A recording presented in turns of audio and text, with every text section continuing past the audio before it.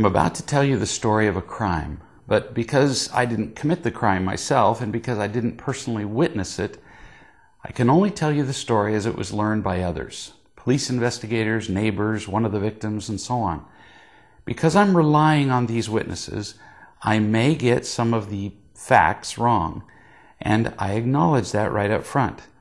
But I will not be burdening this story with the words alleged or might have happened or words like that throughout. So recognize that this story has been researched thoroughly, but may have some errors. Only 60 miles northeast of Dallas, Texas, is the small town of Emory, where you'll find 1,500 residents, one supermarket, and 17 churches. A month ago, on a Saturday, at 4 in the morning, two men, ages 19 and 20, parked their car at the end of a long driveway, leaving their girlfriends, ages 16 and 18, behind. They walked up the driveway and entered the house, where they found the Caffey family sleeping. They shot Penny Caffey, age 37, multiple times until she died. Penny was an accomplished seamstress and played the piano for her church. She also played piano in a gospel band that performed in area churches. She did volunteer work, delivering meals to the elderly and indigent. Next, they shot Matthew Caffey, also known as Bubba, aged 13, multiple times until he died. He played harmonica and bass guitar.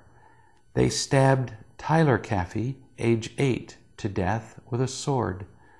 Then they shot the father, Terry Caffey, 41, 5 times until they thought he was dead.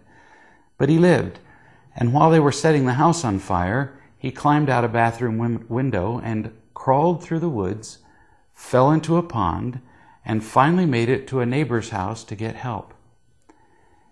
Terry worked in home health care and had studied to be a minister.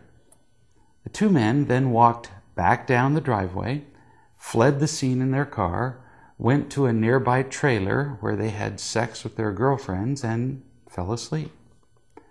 The next day, the town was stunned at the news of these murders, especially when they learned that one of the masterminds of the crime had been one of the two girls in the car, Erin Caffey, daughter of Penny, sister of Matthew and Tyler Caffey, the victims of the murders just committed. She had planned the crime with one of the men, the 19-year-old who had actually pulled the trigger of the gun that had killed her mother and 13-year-old brother and stabbed the sword into her 8-year-old brother. People said things like this: they were really the all-American family. They were like the Brady Bunch.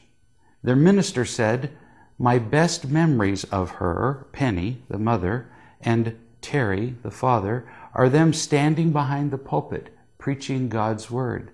They were like family to me, the best people you could imagine." So the question on everyone's mind was, how could this terrible thing have happened? And we'll talk about that in our next session.